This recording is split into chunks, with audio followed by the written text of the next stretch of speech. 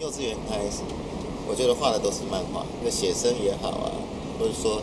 小时候做的那些题目，我大概都是用漫画的方式在处理。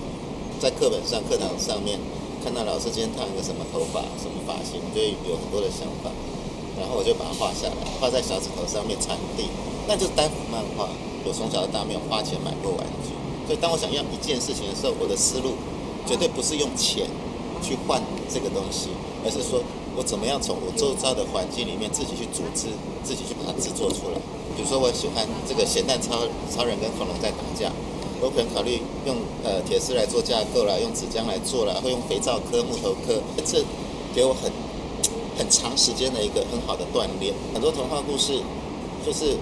为了因应出版商的需求，可能一个白雪公主，它会变成七矮人的故事，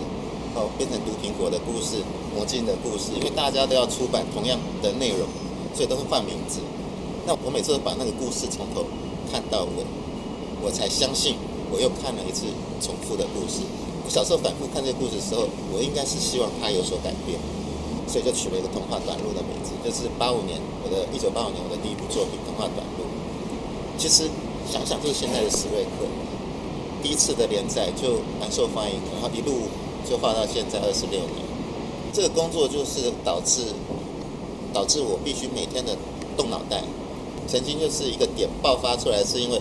我在等红绿灯要过马路，然后看到旁边有一个消防栓在漏水，在滴水，然后我的画面一下子就从那个镜头转换到一个大水坝前面，有一个荷兰的故事，堵住水坝的少年嘛，他就是因为水坝破了一个洞，他用手把它堵住了，然后因为他怕不堵住的话，这个缺口会越来越大，然后导致水坝决堤，淹没了下游他居住的村庄，所以他因为这件事被村民给表扬了。但是我当时看到那个消防栓，它不止一个地方在漏水，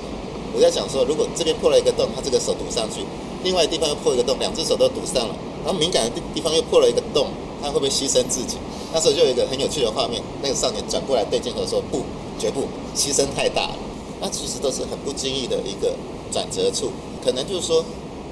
你在看电影的时候，你根本没有在看主角，你看到后面一个闲人，他可能穿帮或在墙上干一件什么事情。然后你把那个画面抽离出来的时候，它会变成一个完整的事件。很多很棒的点子其实是做梦梦到。那做梦梦到的时候，以我们的职业本能来讲，就会翻起来，翻起来枕头下面笔记本抽出来就赶快写。所以我睡觉，枕头底下一定要有笔记本，然后一定不能关灯。所以每天是这样的在过生活。我觉得这是我之前讲，冥冥中注定你要去做这些事情，所以我想漫画之于我是一个与生俱来的一个幽默任务。